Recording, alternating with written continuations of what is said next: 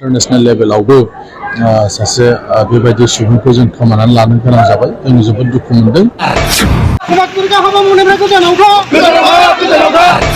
কিন্তু আমি আজি ইয়াত দেখিবলৈ পাইছো যে অসমত বেলেগ জিলাত এটা আইন চলে, কোকৰাঝাৰ জিলাত এটা বেলেগ আইন চলে নেকি? এটা মঞ্চত আহি আমি জ্বলাই দিম, তেতিয়া অসমখন কিন্তু স্তব্ধ হৈ যাব। जोबोद दुखुनांथाव बाथ्रा जोङो मैया मोनायाव जोङो खोनानो मोनबाय जे जोंनि हादरनि बारग' गाहाय मन्त्रि डक्टर मनमोहन सिंह बिथाङा रुंसारि जाबाय। खोनानानै जों दुखु मोनदों। मानो होननानै बुङोब्ला बिथाङा जोंनि हादरनि गाहाय मन्त्रि जानायजों लोगोसे बिथाङा मुलुगनि सासे बयजोंबो मिथिजानाय सासे अर्थनीतिबिद होननानै बिथांखौ मिथियोमोन। बे हिसाबै सासे गेदेमा सुबुंजों लोगोसे जोङो दिनै बिथांखौ जों जुदि नायोबा इन्टारनेशनेल लेभेलावबो सासे बेबायदि सुबुंखौ जों खोमानानै लानो गोनां जाबाय। जों जोबोद दुखु मोनदों।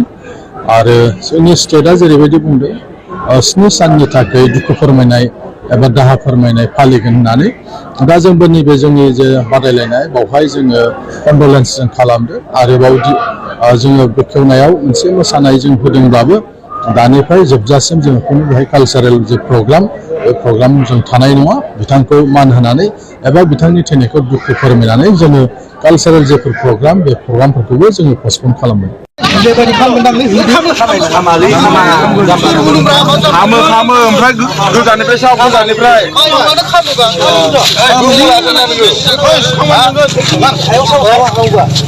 हायावल' सावलाय, हायाव सावनाङा।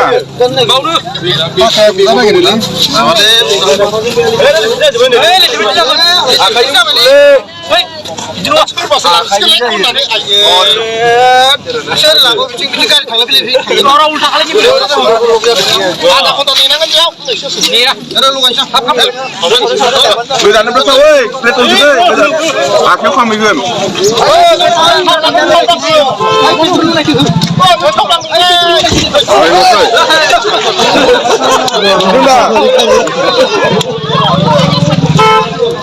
গাড়ি হলে পুরা হলে যাও खामालायनो खामखौथ' बे गोरान बुस्थु बेखौ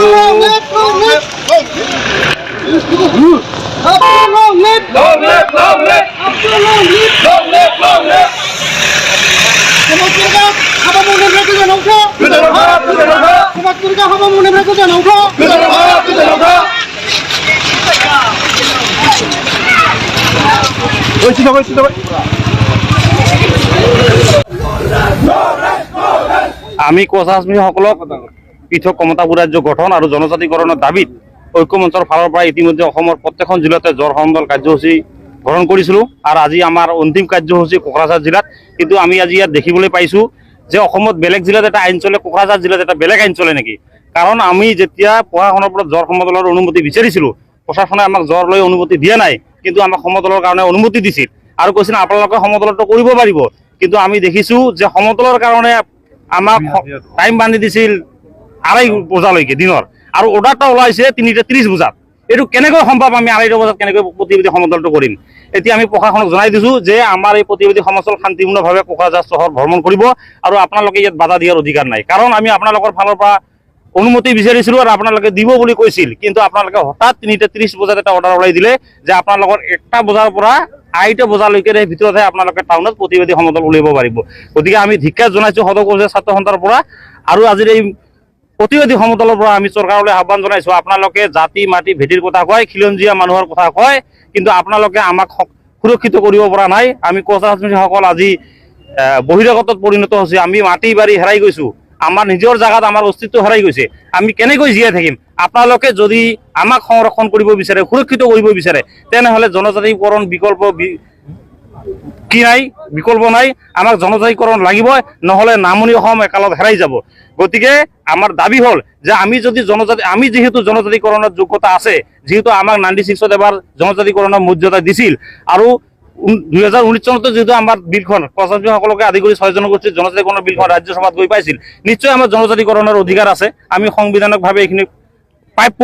গতিকে আমাক কিয় জনজাতিকৰণ দিয়া নাই? আমি কিয় জনজাতিকৰণৰ পৰা বাৰে বাৰে বঞ্চিত কৰি আহিছে 14 চনৰ ভিতৰতে 6 মাহৰ ভিতৰত জনজাতিকৰণ কৰিম বুলি কোৱা কথাটো আজিলৈকে কিয় কৰিব পৰা নাই গতিকে আমি আজি শেষবাৰৰ কাৰণে এই কোকৰাঝাৰ জিলাৰ পৰা প্ৰতিবাদী সমতলৰ পৰা হুকিয়াই দিছো যে আমাক অতি সোনকালে জনজাতিকৰণৰ মৰ্যাদা দিয়ক নহলে 26ৰ নিৰ্বাচনত আমি গোটেইকেইটা ঐক্য মঞ্চকে আদি কৰি 6 জনগোষ্ঠী ঐক্য মঞ্চৰ ফালৰ পৰা আমি বিজেপি বিৰোধী স্থিতি ল'ম গমেই পাই আমি যোৱা 8 তাৰিখৰ পৰাই আমি কোচ ৰাজবংশী ঐক্য মঞ্চৰ জৰিয়তে আমি জোৰ সমদল কাৰ্যসূচী প্ৰতিখন জিলাই জিলাই আমি লৈছিলোঁ আজি শেষৰ আমি কাৰ্যসূচী কোকৰাঝাৰ জিলা কিন্তু ইয়াত আমি আজি দেখিবলৈ পালো কোকৰাঝাৰ জিলা প্ৰশাসনৰ যি ধৰণৰ ব্যৱহাৰ এই ব্যৱহাৰক আমি গৰিহণা দিছো লগতে এটা কথা ক'ব বিচাৰিছো গৃহ বিভাগৰ দায়িত্বত থকা অসমৰ মাননীয় মুখ্যমন্ত্ৰী ডাঙৰীয়াক কাৰণ খিলঞ্জীয়া ভূমিপুত্ৰসকলৰ মনৰ কথা যদি মনৰ বেদনাখিনিক যদি আপোনালোকে শুনিব নিবিচাৰে এই ধৰণৰ দমন নীতিক আমি ধিক্কাৰ জনাইছো কাৰণ আপোনালোকে কাক সুৰক্ষা প্ৰদান কৰাৰ কাৰণত আপোনালোকে চৰকাৰত বহি আছে